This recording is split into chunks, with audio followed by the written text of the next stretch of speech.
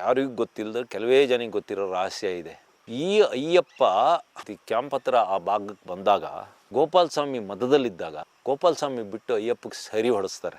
ಈ ವೇದ ಕಾಜೂರು ಕರ್ಣ ಇರ್ಬೋದು, ವೇದ ಇರ್ಬೋದು, ಇವೆಲ್ಲ ನಮ್ಮ ಅಲ್ಲೊಂದು ಆನೆ ಇದೆ ಅಯ್ಯಪ್ಪ. ಈ ಅಯ್ಯಪ್ಪ ಆನೆ ಇತ್ತೀಚೆಗೆ ಅವನು ಭಯಂಕರ ಹೆಸರು ಮಾಡ್ತಾ ಇದ್ದಾನೆ. ಅದಾದ್ಮೇಲೆ ಪೊನ್ನಂಪೇಟೆ ಹತ್ರ ವೇದನ ಹಿಡಿದ್ರು. ವೇದ ಯಾರೋ ಒಬ್ಬರನ್ನ ಕೊಂತು ಅಂತ ಹೇಳ್ತಾರೆ, ಆದರೆ ಆನೆ ನೋಡಿ ಹಾರಿ ಬಿದ್ದು ಸಾಯರೇ ಜಾಸ್ತಿ, ಇಲ್ಲ ಹಾರ್ಟ್ ಅಟ್ಯಾಕ್ ಆಗಿ ಸಾಯರೇ ಜಾಸ್ತಿ. ಒಂದು ಸ್ವಲ್ಪ ಹಿಡಿದು ಒಂದು 15 ದಿವಸ ಒಳಗಾಕಿದ್ರು. ಯಾಕೋ ಯಾವ್ದೋ ಕಾರಣದ ಬಿಟ್ಟಾಕಿರು. ಎಲ್ಲಿ ಸರ್ ಒಳಗೆ ಹಾಕಿದ್ರು? ಒಳಗೆ ಅಂದ್ರೆ ದುಬಾರೆ ಕ್ರಾಲಿಗೆ ಹಾಕಿದ್ರು. ನಮ್ದೊಂದು ಬೆಲೆ ಕಟ್ಟಲಾಗದಂತ ಅವನಿದ್ರೆ ಈಗ ಈ ಏನು ಜೂನಿಯರ್ ಟೀಮ್ ಇದೆಯಲ್ಲ, ಈಗ ಅಭಿಮನ್ಯನ್ ಬಿಟ್ಟು ಅದಕ್ಕೆ ಬಾಸ್ ಆಗಿ ಅದ್ರ ಮೇಲೆ ಒಂದು ಸೊಂಡ್ಲ ಹಾಕಿ ನಿಂತಿದ್ದ ಭೀಮ. ಅಲ್ಲೇ ಎತ್ತಿ ನಡೆಯೋ ಒಂದು ಆನೆ. ಆ ಆನೆನ ವೆಂಕಟೇಶಣ್ಣ ನಮ್ಮ ಸಕಲೇಶ್ಪುರ ಭಾಗದಲ್ಲಿ ಹೊಡೆದ್ರು. ನಾನು ಅಲ್ಲಿ ಅವ್ರ ಜೊತೆ ಇದ್ದೆ. ಅದಕ್ಕೆ ಅಲ್ಲೇ ಒಂದು ದೇವ್ರು ಗೋಪಾಲ ಸ್ವಾಮಿ ಅಂತ, ಅದು ಗೋಪಾಲ ಸ್ವಾಮಿ ಅಂತ ಈ ಆನೆಗೆ ಹೆಸರು. ಆ ಆನೆನ ಈ ಅಯ್ಯಪ್ಪ ಹೊಡೆದು ಕೊಂದಾಕಿ. ನೋಡಿ, ದಸರಾದಲ್ಲಿ ಅಭಿಮನ್ಯು ಪಕ್ಕ 2 ಹೆಣ್ಣಾನೆ ಯಾಕೆ ನಿಲ್ಸೋದು ಹೇಳಿ? ಅಭಿಮನ್ಯುಗೆ ಸುಸ್ತಾದಾಗ, ಇಲ್ಲ ಈ ಜನಗಳ ಕಿರಿಕಿರಿ, ಅದು ಅಭಿಮನ್ಯುನ ಮೇಲೆ ಒಂದು ಅರ್ಧ ಅಡಿ ದಪ್ಪದ ಒಂದು ಗಾದಿ, ಅದ್ರ ಮೇಲೆ ಒಂದು 800 kg ಇದು, ಅದ್ರ ಮೇಲೆ ಒಬ್ಬ ಮೊಂಚ ಒಂದು 80 kg ಏನು, ಅದು ಕಿರಿಕಿರಿ ಆಗಬಾರ್ದು ಅಂತ ಆ ಹೆಣ್ಣಾನೆ ನಿಲ್ಸೋದು. ಹೆಣ್ಣಾನಿಲ್ಲ ಅಂದರೆ ಅಭಿಮನ್ಯು ಏನೋ ಮಾಡಿ ಬೇಜಾರಾಗಿ ತಲೆ ಬಿಸಿಯಾಗಿ ಏನು ಮಾಡುತ್ತಿದ್ದ ಏನೋ. ಹಾಗಾಗಿ ಇದು ಅಷ್ಟೇ. ಕರಡಿಗೆ ಅವತ್ತು ಭೀಮ ಕರ್ಕೊಂಡವ್ರನ್ನೆಲ್ಲ ಅದೇ ಟೈಮಲ್ಲಿ ಚಿಕ್ಕಮಗಳೂರು ಕಡೆ ಆಲ್ದೂರು ಕಡೆಗೆ ಹೋಗ್ಬಿಟ್ಟ. ಅದೊಂದು ಸಣ್ಣ ಹೆಣ್ಣಾನೆ. ನಾನು ಗುಡ್ಡೆಯಲ್ಲಿ ಕಡೆ ಕುತ್ಕೊಂಡು ನೋಡಿದೆ. ಅದು ಇನ್ನೂ ಮೆಜಾರಿಟಿಗೆ ಬಂದಿರೋದು ಇನ್ನು ಹೆಣ್ಣಾನೆ, ಒಂದು 18 ವರ್ಷದ್ದೇನ. ಭೀಮಿಗೆ ಅದು ಯಾವ ಲೆಕ್ಕನೇ ಅಲ್ಲ. ಅದ್ರ ಮೇಲೆ ಒಂದು ಸೊಂಡ್ಲ ಹಾಕಿ ನಿಂತಿದ್ದ ಭೀಮ ಆಲದ ಗುಡ್ಡೆಯಲ್ಲಿ. ಆಮೇಲೆ ಎಲ್ಲರೂ ಒಟ್ಟಿಗಾಗಿ ಹೋಗಿ ಅಲ್ಲಿ ಗೇಟ್ ಮುರಿದಿದ್ದು, ಅದು ಇನ್ನೂ ರಿಪೇರಿ ಮಾಡಿಲ್ಲ. ಅವತ್ತೇನಾರ ಹೆಚ್ಚು ಕಡಿಮೆ ಆಗಿ ಒಂದು ಮೇಲೆ ಆನೆ ಇಳಿದಲೆ ಕೆಳಗಡೆ ಒಂದು 50 ಮೀಟ್ರ್ 100 ಮೀಟ್ರ್ ಕೆಳಗೆ ಇಳಿದಿದ್ರೆ ಅಭಿಮನ್ಯುನ ಎಲ್ಲ ಸರ್ಪ್ಲಿಯಾಗಿ ಕಟ್ಟಿದ್ರು, ಬೇರೆಯವನು ಕಟ್ಟಿದ್ರು, ಏನೇನೋ ಅನಾಹುತ ಆಗ್ಬಿಡ್ತಿತ್ತು. ಇಲ್ಲಿ ಆನೆ ಕ್ಯಾಂಪ್ ಮೇಲೆ ದಾಳಿ ಮಾಡಿರು. ಆದರೆ ಕ್ಯಾಂಪಿಂದ ಒಂದು 150 ಮೀಟ್ರ್ ಮೇಲ್ಗಡೆ ಒಂದು ಗೇಟ್ ಮುರಿದಾಕಿದ್ದು. ನಾನು ಮೊನ್ನೆ ಚಿಕ್ಕಮಗಳೂರಿಗೆ ಹೋಗ್ಬೇಕಾದ್ರೆ ಆ ಗೇಟ್ ಫಾರೆಸ್ಟ್ನರ್ ರಿಪೇರಿನೇ ಮಾಡಿಸಿಲ್ಲ. ಈಗ ಇಲ್ಲಾದ್ರೂ ಈಗ ಮೊನ್ನೆ ವಿಕ್ರಾಂತ್ ಹಿಡಿಲಿಲ್ಲ ಅಂದ್ರೂ ದಾಳಿ ಮಾಡ್ತಿದ್ರು ಹೋಗಿ ಸಾಕಾನೆ ಮೇಲೆ. ದಾಳಿನೇ ಸ್ವಯಂ ಇಚ್ಛೆಯಿಂದ ಒಂದು 6-6.5 ಟನ್ನ ಆನೆ ಇಡೀ ಪೂರ್ತಿ ಪೀಡು ಮತ್ತೆ ಮನಸ್ಸಿಚ್ಛೆಯಿಂದ ದಾಳಿ ಮಾಡೋಕ್ಕೂ, ಮಾವುತ ಹೇಳಿ ಕಾಲಲ್ಲಿ ದೂಕಿ ಹೋಗು ದಾಳಿ ಮಾಡೋ ಅನ್ನೋಕ್ಕೂ ವ್ಯತ್ಯಾಸ ಇದೆ. ಆ 6,500 kg ತೂಕದ ಒಂದು ಪೆಟ್ಟು ಹೊಡೆದಿದ್ರೆ ಯಾವ ಆನೆನೂ ತಡಿತೀರಿ. ಬಟ್ ಇದ್ರ ಮಧ್ಯಾಹ್ನ ಸರ್, ಈಗ ವೇದ ಅಂತ ಒಂದು ಆನೆ ಹಿಡಿತಾರೆ, ಅದ್ರೊಟ್ಟಿಗೆ ಅಯ್ಯಪ್ಪ ಅಂತ ಇರುತ್ತೆ. ಏನ್ ಸರ್ ಅದು? ಕೊಡಗಿನ ಆನೆ ಕಥೆಗಳು, ವೇದ ಹಿಡಿತಾರೆ, ಕಾಜೂರು ಕರ್ಣ ಅಂತ ಹಿಡಿತಾರೆ, ಇವೆಲ್ಲ ಕಾರ್ಯಾಚರಣೆ ಭಾರಿ ನಡೆದೋಗ್ಬಿಡ್ತಾವ ಕೊಡಗಿನಲ್ಲಿ, ಭಾರಿ ಮಧ್ಯದಲ್ಲೇನೆ.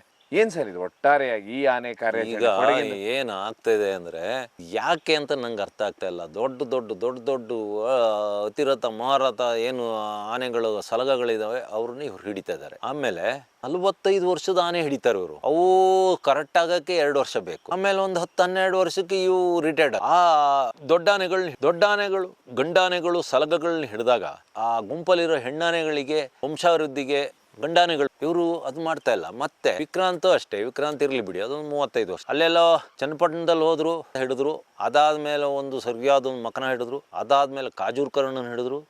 ಅದಾದ್ಮೇಲೆ ಪೊನ್ನಂಪೇಟೆ ಹತ್ರ ವೇದನ ಹಿಡಿದ್ರು. ವೇದ ಯಾರೋ ಒಬ್ಬರನ್ನ ಕೊಂತು ಅಂತ ಹೇಳ್ತಾರೆ, ಆದರೆ ಆನೆ ನೋಡಿ ಹಾರಿ ಬಿದ್ದು ಸಾಯರೇ ಜಾಸ್ತಿ, ಇಲ್ಲ ಹಾರ್ಟ್ ಅಟ್ಯಾಕ್ ಆಗಿ ಸಾಯರೇ ಜಾಸ್ತಿ. ಹಿಂದೆ ಒಂದ್ಸತಿ ಸಕಲೇಶ್ಪುರದಲ್ಲಿ ಭಾಗದಲ್ಲಿ ಒಂದು ಆನೆ ಹಿಡಿಯತ್ತಿಗೆ ನಾನು ಹೋಗಿದ್ದೆ ಒಳಗಡೆ. ಆ ಹೆಜ್ಜೆನ ನಾನೇ ತೋರಿಸಿ ವೆಂಕಟೇಶಣ್ಣ ಒಳಗೋಗಿ ಹೊಡೆದ್ರು, ನಾನು ಒಳಗೆ ಹೋಗಿದ್ದೆ. ಇನ್ನೊಂದು ಜೊತೆ ಇದ್ದ ಆನೆ ಭಾರೀ ಸ್ಪೀಡಲ್ಲಿ ಒಂದು ಕಾಫಿ ತೋಟದಲ್ಲಿ ಹೋದಾಗ ಮರದ ಬಡ್ಡೆ ಕೂತನೊಬ್ಬ ಅಲ್ಲೇ ಸೋತೋದ ಹಾರ್ಟ್ ಅಟ್ಯಾಕಲ್ಲಿ. ಹಾಗೆ ಇಲ್ಲಿ ವೇದ ಸಾಯಿಸ್ತೋ ಇಲ್ಲ ವೇದನ ನೋಡಿ ಓಡೋಗಿ ಸತ್ರ. ಈ ವೇದ ಕಾಜೂರು ಕರ್ಣ ಇರ್ಬೋದು, ವೇದ ಇರ್ಬೋದು, ಇವೆಲ್ಲ ನಮ್ಮ ಅಲ್ಲೊಂದು ಆನೆ ಇದೆ ಅಯ್ಯಪ್ಪ. ಈ ಅಯ್ಯಪ್ಪ ಆನೆ ಇತ್ತೀಚೆಗೆ ಅವನು ಭಯಂಕರ ಹೆಸರು ಮಾಡ್ತಾ ಇದ್ದಾನೆ. ಅವನ್ನ ಒಂದು ಸ್ವಲ್ಪ ಹಿಡಿದು ಒಂದು 15 ದಿವಸ ಒಳಗಾಕಿದ್ರು. ಯಾಕೋ ಯಾವ್ದೋ ಕಾರಣದ ಬಿಟ್ಟಾಕಿರು. ಎಲ್ಲಿ ಸರ್ ಒಳಗೆ ಹಾಕಿದ್ರು? ಒಳಗೆ ಅಂದರೆ ದುಬಾರೆ ಕ್ರಾಲಿಗೆ ಹಾಕಿ ಮತ್ತೆ ಅದು ಯಾವುದೋ ಕಾರಣಕ್ಕೆ ಬಿಟ್ಟು ಓಡಿಸಿರು. 15 ದಿವಸಕ್ಕೆ ಬಿಟ್ಟು ಓಡಿಸಿರು. ಅವನು ಈಗ ಹೆಂಗೆ ಭೀಮ ಇಲ್ಲಿ ಈ ಕಡೆ ಈ ಸೈಡು ನಮ್ಮ ಬೈರ ಹೇಗೆ ಹಾಗೆ ಅವಂದೇ ಆದ ಒಂದು ಟೀಮ್ ಕಟ್ಕೊಂಡು ಸುತ್ತಾಡ್ತಾ ಇದ್ದಾನೆ. ಅದು ಒಳ್ಳೆ ದಷ್ಟಪಷ್ಟ ಗಟ್ಟಿ ಆನೆಗಳನ್ನ ಕಟ್ಕೊಂಡು ತಿರುಗ್ತಾ ಇದ್ದಾನೆ. ಈ ವೇದ ಅಯ್ಯಪ್ಪನ ಸಹಚರ. ಈ ಅಯ್ಯಪ್ಪ ನಮ್ಮದೊಂದು ಬೆಲೆ ಕಟ್ಟಲಾಗದಂಥ ಅವನಿದ್ರೆ ಈಗ ಈ ಏನು ಜೂನಿಯರ್ ಟೀಮ್ ಇದೆಯಲ್ಲ ಈಗ ಅಭಿಮನ್ಯನ ಬಿಟ್ಟು ಅದಕ್ಕೆ ಬಾಸ್ ಆಗಿರ್ತಿದ್ದ. ಅವನು ಕೋರೆ ಇಷ್ಟುದ್ದ ಹೊಳೆಯ ಕೋರೆಗಳು, ಆ ಎತ್ತರದ ನಿಲುವು, ಒಳ್ಳೆ ಮೈಕಟ್ಟು, ಮುಂಗಾಲು ಎತ್ತರ ಇರೋ ಹಿಂಗಾಲು ತಗ್ಗಿರೋ ಆನೆ ಅದು. ಅಂದರೆ ಅದಕ್ಕೆ ಎದೆ ಅಗಲ ಇರೋ ಆನೆ, ತಲೆ ಎತ್ತಿ ನಡೆಯೋ ಒಂದು ಆನೆ. ಆ ಆನೆನ ವೆಂಕಟೇಶಣ್ಣ ನಮ್ಮ ಸಕಲೇಶ್ಪುರ ಭಾಗದಲ್ಲಿ ಹೊಡೆದ್ರು. ನಾನು ಅಲ್ಲಿ ಅವ್ರ ಜೊತೆ ಇದ್ದೆ. ಅದಕ್ಕೆ ಅಲ್ಲೇ ಒಂದು ದೇವರಿತ್ತು, ಗೋಪಾಲ ಸ್ವಾಮಿ ಅಂತ. ಅದು ಗೋಪಾಲ ಸ್ವಾಮಿ ಅಂತ ಈ ಆನೆಗೆ ಹೆಸರಿಟ್ಟಿದ್ದು. ಆ ಆನೆನ ಈ ಅಯ್ಯಪ್ಪ ಹೊಡೆದು ಕೊಂದಾಕ್ಬಿಟ್ಟು. ಅದು ಏನಾಯಿತು ಅಂದರೆ, ಗೋಪಾಲ ಸ್ವಾಮಿ ಕಾಡೊಳಗೆ ಮೇಯಕ್ಕೆ ಅಂತಲೋ ಎಂತಕ್ಕೋ ತಂದು ಹೋದಾಗ ಗೋಪಾಲ ಸ್ವಾಮಿ ಕಾಲಿಗೆ ಬೇಡಿ ಹಾಕಿದ್ರು. ಅದೇ ಸಮಯದಲ್ಲೂ ಒಂದು ಕಾಡೊಳಗೆ ಒಂದು ಹೀಟಿಗೆ ಬಂದಿದ್ದು ಒಂದು ಹೆಣ್ಣಾನೆ ಬಂತು. ಅಷ್ಟೊತ್ತಿಗೆ ಅದ ಹಿಂದೆ ಅಯ್ಯಪ್ಪ ಬಂದು ಅದು ಒಂದು ರಹಸ್ಯ ಇದೆ, ಯಾರಿಗೂ ಗೊತ್ತಿಲ್ಲದ ಕೆಲವೇ ಜನಕ್ಕೆ ಗೊತ್ತಿರೋ ರಹಸ್ಯ ಇದೆ. ಈ ಅಯ್ಯಪ್ಪ ಕ್ಯಾಂಪ್ ಹತ್ರ ಆ ಭಾಗಕ್ಕೆ ಬಂದಾಗ ಗೋಪಾಲ ಸ್ವಾಮಿ ಮಧ್ಯದಲ್ಲಿದ್ದಾಗ ಗೋಪಾಲ ಸ್ವಾಮಿ ಬಿಟ್ಟು ಅಯ್ಯಪ್ಪಗೆ ಸರಿ ಹೊಡೆಸ್ತಾರೆ. ಅದು ಪೆಟ್ಟು ತಿನ್ಕೊಂಡು ಓಡೋಗ್ತಾನೆ. ಆಮೇಲೆ ಏನಾಗ್ತದೆ, ಅದನ್ನ ಆನೆಗಳು ಸೇಡ್ ತೀರಿಸಿ ಭಾರಿ ದಿವಸ ನೆನಪಿಟ್ಕೊಂಡಿದ್ದ. ಹೇಗೆ ಗಜೇಂದ್ರ ಅವನಿಗೆ ತೊಂದರೆ ಕೊಟ್ಟ ಒಂದು ಆನೆನ ಹೊಡೆದು ಕೊಂದಾಕಿದ್ನಲ್ಲ, ಶ್ರೀರಾಮ ಆನೆನ ಯಾವುದದು, ಅದನ್ನ ಎಷ್ಟೋ ವರ್ಷದ ಮೇಲೆ, 15-20 ವರ್ಷದ ಮೇಲೆ ಅದೇ ಥರ ಮದ ಬಂದಾಗ ಎಲ್ಲ ನೆನಪು ಬಂದ್ಬಿಡ್ತಾವೆ ಆನೆಗಳಿಗೆ, ಸೇಡ್ ತೀರ್ಸ್ಕೊಂತ. ಆವಾಗ ಏನಾಯಿತು, ಹೆಣ್ಣಾನೆ ಮದ ಬಂದ ಹೆಣ್ಣಾನೆ ಗೋಪಾಲ ಸ್ವಾಮಿ ಹತ್ರಕ್ಕೆ ಬಂದ. ಗೋಪಾಲ ಸ್ವಾಮಿಗೆ ಬೇಡಿ ಹಾಕಿದ್ರು. ಗೋಪಾಲ ಸ್ವಾಮಿ ಬಹುಶಃ ಆನೆನ ಸೊಂಡ್ಲಾಕಿ ಏನೋ ಅದೇನೋ ಮಾಡ್ತಾವಲ್ಲ ಹೆಣ್ಣಾನೆ ಕಂಡುಕೊಳ್ಳೆ, ಆ ಥರ ಮಾಡ್ತಾ ಇರ್ಬೇಕಾರೆ ಹಿಂದ್ಗಡೆಯಿಂದ ಬಂದು ನುಗ್ಗಿದ ಅಯ್ಯಪ್ಪ ಗೋಪಾಲ ಸ್ವಾಮಿಗಿಂತ ಏನು ಅಯ್ಯಪ್ಪ ಭಾರಿ ಆಳಲ್ಲ, ಭಾರಿ ಆನೆನೂ ಅಲ್ಲ, ನಾವು ಹೇಳ್ತೀವಿ ಆಳು ಅಂತ, ಸ್ಟ್ರಾಂಗೂ ಅಲ್ಲ, ಮೈಕಟ್ಟಲ್ಲ. ಆದರೆ ಇವನಿಗೆ ಕಾಲಿಗೆ ಬೇಡಿ ಹಾಕಿದ್ರು. ಅಯ್ಯಪ್ಪನ ಹೊಡೆತಕ್ಕೆ ಇವನ್ ಕಾಲು ಮುರಿದು ಬಿದ್ದೋದ ಗೋಪಾಲ ಸ್ವಾಮಿ ಆಮೇಲೆ ಸತ್ತೋದ. ಆ ಅಯ್ಯಪ್ಪ ಈಗಲೂ ಇದ್ದಾನೆ. ಆ ಅಯ್ಯಪ್ಪ ಅವನು ಸುಮಾರು ಅಲ್ಲಿ ಇರ್ಬೋದು, ತಿತಿಮತಿ ಇರ್ಬೋದು, ತಿತಿಮತಿ ದುಬಾರೆ ಇರ್ಬೋದು, ಭೀಮನ ಕಟ್ಟೆ ಇರ್ಬೋದು, ಭೀಮನ ಕಟ್ಟೆಯಿಂದ ಆ ಭಾಗ ನಾಗರಹೊಳೆ ಇರ್ಬೋದು, ಅದೆಲ್ಲ ಅವನ ಕಾರಿಡಾರು ತಿರುಕೆಂದು ಇದ್ದಾನೆ. ಒಳ್ಳೆ ಈಗ ಇತ್ತೀಚೆಗೆ ನಾನು ಒಂದು ವಿಡಿಯೋ ನನ್ನ ಹತ್ರ ಸಿಕ್ತು ಎಲ್ಲ, ಅವನು ಸರಿಯಾಗೇ ಇದ್ದಾನೆ. ಅವನು ಕೋರೆಗಳು ಒಂದು ಸ್ವಲ್ಪ ಹಿಂಗೆ ತೊಟ್ಲು ಕೋರೆ, ಚಾರ್ಜ್ ಆಗದೆ ಫಸ್ಟ್ ಹೊಡೆದ್ಕೊಳ್ಳೆ ಎದುರಾನೆಗೆ ಸರಿ ಪೆಟ್ಟಾಗ್ತದೆ. ಹಾಗಾಗಿ ಈಗ ಅಯ್ಯಪ್ಪ ಅಲ್ಲಿ ಕುಖ್ಯಾತನು ಭೀಮನ್ ಥರ ಅಲ್ಲಿ ಆ ಭಾಗಕ್ಕೆ. ಆದರೆ ಅವನಕ್ಕಿಂತ ಒಬ್ಬ ಸ್ಟ್ರಾಂಗ್ ಆನೆ ನನಗೆ, ನಾನು ಸ್ವಲ್ಪದರಲ್ಲಿ ಬಚಾವಾದೆ. ಇಲ್ಲ ಅಂದರೆ ನನ್ನ ಕಾರ್ ಪುಡಿಯಾಗಿ ಹೋಗ್ತಿತ್ತು. ಯಾಕೆಂದ್ರೆ ನಂದು ಕಾರು ವೈಟು. 2.5 ಗಂಟೆ ಟೈಮಲ್ಲಿ ಮಧ್ಯಾಹ್ನ ನನಗೆ ಥರ ವಾಸನೆ ಹೊಡೆಯೋಕ್ಕೆ ಶುರು ಆಯ್ತು ಕಾರೊಳಗೆ. ನಾನು ಎ ಸಿ ಹಾಕಿರಲಿಲ್ಲ, ಕಾಡೊಳಗೆ ಎಂತಕ್ಕೆ ಎ ಸಿ ಹಾಕೋದು ಅಂತೇಳಿ ಗ್ಲಾಸು ತಕ್ಕಂದಿದ್ದೆ, ಏನಾದ್ರು ಪ್ರಾಣಿ ಕಾಣ್ಬೋದು. ನನಗೆ ಯಾವುದೋ ಒಂದು ಸ್ಮೆಲ್ಲು, ನನಗೆ ನೆನಪಿರೋ ಸ್ಮೆಲ್ ಬರೋಕ್ಕೆ ಶುರು ಆಯಿತು. ಆಮೇಲೆ ನಾನು ಅಂದೆ ಏನೋ ಸ್ಮೆಲ್ ಹೊಡಿತಾ ಇದೆ ಅನ್ಬೇಕಾದ್ರೆ ನನ್ನಿಂದ ಒಂದು 100 ಮೀಟ್ರ್ ದೂರದಲ್ಲಿ ಬಂದಿದ್ದೆ ರೋಡಿಗೆ ನಿಂತ್ಕೊಬಿಟ್ಟ. ನಾನು ಗಾಡಿ ಅಲ್ಲೇ ನಿಲ್ಸ್ಕೊಂಡು, ಇಲ್ಲ ಅಂದರೆ ಅದು ಭಯಂಕರ ಆನೆ. ನಮ್ಮ ಭೀಮನ ಹೈಟೇ ಇದೆ, ಕೋರೆಗಳು ಮಾತ್ರ ಭೀಮನ್ಗಿಂತ ಭಾರಿ ಬಲವಾದ ಕೋರೆಗಳು. ಅವನೊಬ್ಬಿದ್ದಾನೆ, ಅವನು ಯಾರು ಅಂತ ಗೊತ್ತಿಲ್ಲ. ಅವನು ಒಬ್ಬ ಆ ಭಾಗದ ಲೀಡ್ರ್ ಅವನು. ಲಾಸ್ಟಿಗೆ ನನ್ನ ಕಾರ್ನ ಅದು ಒಳಗೋಯ್ತು. ಆಮೇಲೆ ನೋಡ್ತೀನಿ ನನ್ನ ವೈಟ್ ಕಾರಲ್ಲ, ನನ್ನ ಅಟಿಸ್ಕೊಂಡು ಬರೋಕ್ಕೆ ಶುರು ಮಾಡಿದೆ. ಅಷ್ಟೊತ್ತಿಗೆ ನಾನು ಮುಂದೆ ಪಾಸ್ ಆಗಿಬಿಟ್ಟೆ. ನಾನು ಅದ್ರ ಹಿಂದೆನೂ ಹೋಗಲಿಲ್ಲ. ಆಮೇಲೆ ಅದ್ರ ಮುಂದೆ ಪಾಸ್ ಆಗಿದ್ದು ನನ್ನ ಕಾರ್ನ ತೆಗೆದು ಬಿಸಾಕ್ತಿತ್ತು. ಭಯಂಕರ ಸ್ಟ್ರಾಂಗ್. ಅದು ಬಹುಶಃ ಅಯ್ಯಪ್ಪನ ಸಹಚಾರ, ಇಲ್ಲ ಅಯ್ಯಪ್ಪನ ಫ್ರೆಂಡೇ ಆ ಆನೇನು. ವೇದ ಆನೇನು ಯಾಕೆ ಹಿಡಿದ್ರಿ ಸರ್? ವೇದ ಒಬ್ಬನ ಕೊಂದಿತ್ತಂತೆ. ಆಮೇಲೆ ಜೊತೆಗೆ ನಮ್ಮಲ್ಲಿ MLA ಒತ್ತಡ, ಜೊತೆಗೆ ಅವರು MLAಗಳು ಒತ್ತಡ ಬರೋದು ಜನಗಳಿಂದ. ನಾಳೆ ಜನಗಳು ತಿರುಗಿ ಬೀಳ್ತಾರೆ ಅನ್ನೋ ಹೆದರಿಕೆನೂ ಇರ್ತದೆ. ಹಾಗಾಗಿ ಆ ವೇದನ ಹಿಡಿದ್ರು. ವೇದನಿಂದ ಯಾರಿಗೇನು ತೊಂದರೆ ಇಲ್ಲ. ಅದು ಒಂದು ದೊಡ್ಡ ಗಂಡ, ಅದು ಒಂದು 45 ವರ್ಷದ ಆನೆ. ಆದ್ರೂ ಒಂದಂದ್ರೆ ದುಬಾರೆಯಲ್ಲಿ ಆಹಾರ ಇಲ್ಲೋನಂತ ಸುದ್ದಿ ಕೇಳ್ತೇವೆ. ನೀವು ದುಬಾರೆ ಕಾಡಂತೂ ಪೂರ್ತಿ ಬರಿದಾಗಿದೆ. ಈಗ ದುಬಾರೆಯಲ್ಲಿ ಆನೆಗಳಷ್ಟಿದಾವೆ, ಆಹಾರ ನೋಡಿದ್ರೆ ಎಲ್ಲ ಅರ್ಕಲ್ಗೂಡುವರೆಗೆ ಹೋಗಿ ತೊಗೊಂಡ್ ಬರ್ತಾರೆ. ಮೊನ್ನೆ ಲಾರಿಯಲ್ಲಿ ತೊಗೊಂಡು ಹೋಗ್ತಾ ಇದ್ರು, ಅದು ಕೇಳಿದೆ ನಾನು ಒಬ್ರ ಹತ್ರ ರಸ್ತೆಯಲ್ಲಿ. ಏನ್ರಿ ಎಲ್ಲಿಗಿದೆ ಅಂದ್ರೆ ದುಬಾರೆಗೆ ತೊಗೊಂಡು ಹೋಗ್ತಾ ಇದೆ ಸರ್ ಅಂತ. ಮತ್ತೆ ಏನ್ ಸರ್ ಹಾಗಾದ್ರೆ ಸರ್ಕಾರ? ದುಬಾರೆಯಲ್ಲಿ 30 ಆನೆಗಳಿದಾವೆ, ಎಲ್ಲ ಬಲಾಢ್ಯ ಆನೆಗಳೇ. ದುಬಾರೆ ಸುತ್ತ ಇರೋ ಕಾಡಿತಲ್ಲ, ಅದರಲ್ಲಿ ಟೀಕುಡ್ ಹಾಕಿದ್ದಾರೆ. ಸ್ವಾಭಾವಿಕ ಕಾಡಲ್ಲ. ಸ್ವಾಭಾವಿಕ ಕಾಡಾದರೆ ಆನೆಗಳಿಗೆ ಆಹಾರ ಸಿಗ್ತದೆ. ಕಾಡಿನಲ್ಲಿರುವ 21 ಜಾತಿಯ ಗಿಡಗಳನ್ನ ತಿಂತವೆ, ಸಸ್ಯಗಳನ್ನ ಆನೆಗಳು. ಇವರು ಅಲ್ಲಿ ಟೀಕುಡ್ನ ಬೆಳೆಸೋ ಇದರಲ್ಲಿ ಆ ಸಾಂಪ್ರದಾಯಿಕ ಕಾಡುಗಳನ್ನೆಲ್ಲ ನಾಶ ಮಾಡ್ಯಾರೆ ಆ ಕಾಲದಲ್ಲಿ. ಈಗ ಅಲ್ಲಿ ಆಹಾರ ಇಲ್ಲ. ಈಗ ಏನು ಮಾಡಬೇಕು ಅಂದರೆ ಸರ್ಕಾರ, ನಾವು ಮರ ಕಡಿಯೋದಕ್ಕೆ ವಿರೋಧ, ಆದರೂ ಆ ಸತ್ತೋಗಿರೋ ಟೀಕ್ ಮರಗಳಿದಾವಲ್ಲ ಅವನ್ನೆಲ್ಲ ಕಡಿದ್ರೆ ಇವರಿಗೆ ಕೋಟಿ ಕೋಟಿ ದುಡ್ಡು ಬರ್ತದೆ. ಅದನ್ನೆಲ್ಲ ಕಡಿದು ಅದೇ ದುಡ್ಡಲ್ಲಿ ಅದರ ಅರ್ಧ ದುಡ್ಡು ಬೇಡ, ಅದರಲ್ಲಿ ಅದು ಸುತ್ತ ಒಂದು ಫೆನ್ಸಿಂಗ್ ಬಿಟ್ಟು ಒಂದು 5 ವರ್ಷ ಯಾವುದೋ ಆನೆ ಅದರೊಳಗೆ ಸಂಚಾರ ಬರ್ದಂಗೆ ಅದಕ್ಕೊಂದು ಒಳ್ಳೆ ಒಂದು ಕಾಡು ಬೆಳೆಸಿರೋ ಆಮೇಲೆ ಅದು ಕಾಡು ಬೆಳೀತದೆ. ಯಾಕೆಂದರೆ ಸಣ್ಣ ಗಿಡಗಳನ್ನ ಹಕ್ಕಿಗಳು, ಜಿಂಕೆಗಳು, ಬೇರೆ ಪ್ರಾಣಿಗಳು, ಕಾಟಿಗಳು ತಿಂದಾಕ್ತವೆ, ಇಲ್ಲ ಕಾಡಾನೆಗಳು ಬಂದು ತಿಂತವೆ. ಒಂದು 5 ವರ್ಷ ಕಾಡನ್ನ ಬೆಳೆಸಿರೆ ಅಲ್ಲಿ ಆಹಾರ ಇಲ್ಲ. ಅವರು ಕುಲುಗೂಡುವವರಿಗೂ ಬಂದು ಲಾರಿಗಳನ್ನ ತಂದು ಅಲ್ಲಿರೋ ಕೆಲವು ಮರ ಕೊಂಬೆಗಳನ್ನೆಲ್ಲ ಕಡ್ಕೊಂಡು ಹೋಗಿ ಆಹಾರ ಕೊಡ್ತಾಯಿದ್ದಾರೆ. ನಾನು ಅದಕ್ಕೆ ಮೊನ್ನೆ ನನಗೂ ಒಂದು ಸ್ವಲ್ಪ ಸುದ್ದಿ ಬಂತು ಎಲ್ಲಿಂದಲೋ, ನಾನು ಅದಕ್ಕೆ ಅಂದೆ, ಈಗ ಏನಿದ್ದಾವೆ ದುಬಾರೆವು ಆನೆಗಳು ಅವು ಇಲ್ಲೇ ಇರಲಿ, ಇಲ್ಲಿ ಆನೆ ಹಿಡಿಯಕ್ಕೆ ಬಂದಿದ್ದಾವಲ್ಲ ನಮ್ಮ ಬೇಲೂರು ಭಾಗಕ್ಕೆ, 1-2 ವರ್ಷ ಅಲ್ಲಿ ಒಳ್ಳೆ ಮಳೆ ಬಿದ್ದು ಎಲ್ಲ ಹುಲ್ಲು ಎಲ್ಲ ಚಿಗುರು ಇದು ಸೊಪ್ಪು ಎಲ್ಲ ಬರೋವರೆಗೂ ಬೇಕಾದ್ರೆ ನಾವು ಸಾಕ್ತೀವಿ ಅಂದೆ. ಈ ಆನೆಗಳನ್ನ ನಮ್ಮಲ್ಲಿ ತುಂಬ ಸೊಪ್ಪಿದೆ, ನಮ್ಮ ಹತ್ರ ಬೈನೆ ಮರಗಳಿದ್ದಾವೆ, ಬಾಳೆಗಳಿದ್ದಾವೆ, ನಮ್ಮ ಪ್ಲಾಂಟ್ರುಗಳು, ನಮ್ಮ ರೈತರು ಎಲ್ಲ ಎಷ್ಟು ಬೇಕಾದ್ರೂ ಆಹಾರ ಕೊಡ್ತಾರೆ. ನಾನು ಕಂಡಂಥ ಒಬ್ಬ ಸಮರ್ಥ ಫಾರೆಸ್ಟ್ ಮಿನಿಸ್ಟ್ರು ನಮ್ಮ ಖಂಡ್ರೆ ಸಾಹೇಬರು. ಇವರು ಒಬ್ಬ ಸಮರ್ಥ ಅರಣ್ಯ ಸಚಿವರು.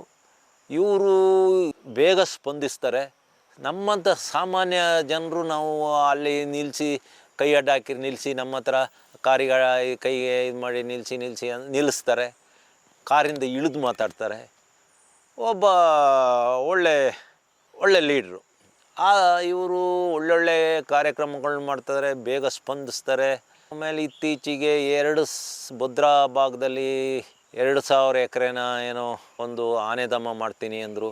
ಮಾಡಲಿ, ಅದು ಒಳ್ಳೆಯದೇ, ಅದು ಬೇರೆ ಏನು, ಅದಕ್ಕೆ ಎಷ್ಟೋ ಕೋಟಿ ಹಣ ಇಟ್ಟಿದ್ದಾರೆ ಇದರಲ್ಲಿ, ಮೊನ್ನೆ ಬಜೆಟಲ್ಲಿ ಎಲ್ಲ ನಮ್ಮ ಸ್ವಾಗತ. ಅದಕ್ಕೆ ನಾನು ಹಿಂದೆಯೇ ಒಂದು ಸತಿ ಮಾತಾಡಿದ್ದೆ, ಇಷ್ಟು ಪ್ರಾಣಿಗಳಿದಾವಲ್ಲ, ನೀವು ಬಜೆಟಲ್ಲಿ ಏನು ಇಡ್ತಾ ಇದ್ದೀರಿ ಪ್ರಾಣಿಗಳಿಗೆ ಅಂತ. ಈ ಬಜೆಟ್ಗಿಂತ ಒಂದು 3 ತಿಂಗಳು 4 ತಿಂಗಳು 5 ತಿಂಗಳು ಹಿಂದೆಯೇ ಮಾತಾಡಿದ್ದು ನಾವು ಇದೇ ಚಾನಲಲ್ಲಿ ಇರ್ಬೋದು. ಇಟ್ಟರೆ ಅದಕ್ಕೂ ನಮ್ಮ ಸ್ವಾಗತ. ಆದರೆ ಇತ್ತೀಚೆಗೆ ಸುಪ್ರೀಂ ಕೋರ್ಟ್ ಆರ್ಡರ್ ಪ್ರಕಾರ ಒಂದು ಕ್ಯಾಂಪಲ್ಲಿ 14 ಇಲ್ಲ 15ಕ್ಕಿಂತ ಜಾಸ್ತಿ ಆನೆ ಇರಬಾರ್ದು ಅಂತ. ಆದರೆ ದುಬಾರಿಯಲ್ಲಿ 30 ಆನೆಗಳು ಬೇರೆ ಒಂದು ಕ್ಯಾಂಪ್ ಮಾಡಬೇಕು. ಅಲ್ಲಿ ಆಹಾರ ಸಾಲ್ತಾ ಇಲ್ಲ, ಇವರು ಕೊಡೋ ಆಹಾರಗಳು ಸಾಕಾಗ್ತಾ ಇಲ್ಲ. ಇವರು ಏನು ಕೊಡ್ತಾರೆ ಅರಣ್ಯ ಇಲಾಖೆ ಅದನ್ನು ಮಾತ್ರ ಕೊಡ್ತಾರೆ. ಪಾಪ ಅವ್ರೇನವರು ಮನೆಯಿಂದ ತಂದು ಕೊಡೋಕ್ಕಾಗ್ತದ? ಅಲ್ಲಿದು ಫುಡ್ಡು ಎತ್ಲಗೂ ಸಾಲ್ತಾ ಇಲ್ಲ. ಆನೆಗಳು ಸ್ವರ್ಗ ಹೋಗ್ತಾ ಇದ್ದಾವೆ. ನಮ್ಮ ಸಕಲೇಶ್ಪುರದ ಆನೆಗಳೇ ಅಲ್ಲಿ ಜಾಸ್ತಿ ಇದೆ. ಮಾನ್ಯ ಅರಣ್ಯ ಸಚಿವರು ಇದ್ರ ಬಗ್ಗೆ ಗಮನ ಹರಿಸ್ಬೇಕು. ಆ ಆನೆಗಳಿಗೆ ಹೊಟ್ಟೆ ತುಂಬ ಆಹಾರ ಕೊಡಬೇಕು. ಒಂದು ಆನೆಗೆ, ಒಂದು ವಯಸ್ಸಿಗೆ ಬಂದ ಆನೆಗೆ 200ರಿಂದ 250 kg ಫುಡ್ ಬೇಕು. ಅದು ಇಷ್ಟಪಟ್ಟಿದ್ದ ಆಹಾರ ಕೊಡಬೇಕು. ಒಂದೇ ಆಹಾರ ತಂದು ಸುರಿದ್ರೆ ಪ್ರಯೋಜನ ಆಗಲ್ಲ. ಇದು ಯಾಕೆ ಹೀಗಾಯಿತು? ಇದು ನಮ್ಮ ಮಾನ್ಯ ಸಚಿವರ ಗಮನಕ್ಕೂ ಹೋಗಿದೆಯೋ ಇಲ್ಲವೋ ಗೊತ್ತಿಲ್ಲ. ದಯವಿಟ್ಟು ಇದ್ರ ಬಗ್ಗೆ ಗಮನ ಹರಿಸ್ಬೇಕು. ಕ್ಯಾಂಪ್ ಒಂದು ಬೇರೆ ಮಾಡಬೇಕು, ಇಲ್ಲ ಆ 30 ಆನೆಗಳಿಗೆ ಹೊಟ್ಟೆ ತುಂಬ ಆಹಾರ ಕೊಡಬೇಕು. ಇದು ಅರ್ಕಲಗೂಡವರಿಗೂ ನಮ್ಮ ಹಾಸನ ಜಿಲ್ಲೆಯವರಿಗೂ ಬಂದು ಫುಡ್ ತಗೊಂಡು ಹೋಗೋದು ಅಂದರೆ ಕೊಡಗಲ್ಲಿ ಆ ಭಾಗದಲ್ಲಿ ಆಹಾರನೇ ಇಲ್ವಾ ಅಂತ ಅನ್ನಿಸ್ತದೆ ಕೆಲವರಿಗೆ. ಆಮೇಲೆ ಇದು ಯಾಕೆ ಹೀಗಾಯಿತು? ನೀವು ಆನೆದಮ್ಮ ಮಾಡ್ತಾಯಿದ್ದೀರಿ ಸರಿ, ನೀವು ಒಂದು 200 ಆನೆ ಅದರೊಳಗೆ ಹಾಕಿದಾಗ ಆನೆಧಾಮದೊಳಗೆ ತಂದೋಗಿ ಬಿಟ್ರಿ ಅಂತ ಇಟ್ಕೊಳ್ಳೋಣ. ಆ 200 ಆನೆಗೆ ದಿವಸಕ್ಕೆ ಒಂದು ಆನೆಗೆ 200 kg ಫುಡ್ ಬೇಕು ಅಂದರೆ 200 × 200 ಎಷ್ಟು 1000 kg ಆಯಿತು? ಅಷ್ಟು 1000 kg ಒಂದು ದಿವಸಕ್ಕೆ ಸಪ್ಲೈ ಮಾಡೋಕ್ಕೆ ಆಗುತ್ತಾ? ಇದ್ರ ಬಗ್ಗೆ ಎಲ್ಲ ಒಂದು ವರದಿ ಬೇಕು, ಇದ್ರ ಬಗ್ಗೆ ಒಂದು ಚರ್ಚೆ ಆಗಬೇಕು. ಇದ್ರ ಬಗ್ಗೆ ನೀವು ವ್ಯವಸ್ಥೆ ಮಾಡ್ಕೋಬೇಕು. 30 ಆನೆಗೆ ನೀವು ಆಹಾರ ಕೊಡೋಕ್ಕೆ ನಮ್ಮ ಅರ್ಕಲಗೂಡಿಗೆ ಅಲ್ಲಿಂದ ಒಂದು 50, 60, 70 ಕಿಲೋಮೀಟರ್ ದೂರ ಅರ್ಕಲಗೂಡಿಗೆ ಬರ್ತಾ ಇದ್ದೀರಿ ಅಂದಮೇಲೆ ಈ 200 ಆನೆ ನೀವು ತಂದಾಗಿ ತುಂಬಿದಾಗ ನೀವು ಎಲ್ಲಿಂದ ಆಹಾರ ಕೊಡ್ತೀರಿ? ಇದ್ರ ಬಗ್ಗೆ ಎಲ್ಲ ಒಂದು ನೀವು ಮಾಡ್ತಿರೋ ಉದ್ದೇಶ ಒಳ್ಳೆಯ ಉದ್ದೇಶನೇ, ನಾವು ನಿಮಗೆ ಸಪೋರ್ಟ್ ಇದ್ದೀವಿ. ಆದರೆ ಇಂಥ ಒಂದು ಬಗ್ಗೆ ನೀವು ಕೂಲಂಕಷವಾಗಿ ಚರ್ಚೆ ಮಾಡಿ ಅದಕ್ಕೆ ವ್ಯವಸ್ಥೆ ಆಗಬೇಕು. ಆನೆಗೆ ಎಲ್ಲ ಒಂದು ದಿವಸ ಫುಡ್ ನಿಂತೋಯ್ತು ಅಂದರೆ ಆನೆಗಳ ಗತಿ ಏನು? ಆನೆದಮ್ಮ ಮಾಡೋದು ಕರೆಕ್ಟ್, ನೀವು ಆನೆದಮ್ಮ ಮಾಡ್ತೀರಿ, ಇರಲಿ, ಅದೊಂದು ಒಳ್ಳೆಯ ಯೋಜನೆಯೇ. ಆದರೆ ಹೇಳಿ ಕೇಳಿ ಮುತ್ತೋಡಿ ಫಾರೆಸ್ಟು ಎಲೆ ಉದುರ ಕಾಡು. ಅಲ್ಲಿ ಚಳಿಗಾಲದಲ್ಲಿ ಅಲ್ಲಿರೋ ಮರಗಳು ಬೀಟೆ, ಹೊನ್ನೆ, ನಂದಿ, ಇನ್ನು ಬೇರೆ ಬೇರೆ ಜಾತಿ ಮರಗಳಿದೆ, ಅವೆಲ್ಲ ಎಲೆ ಉದುರ ಕಾಡು.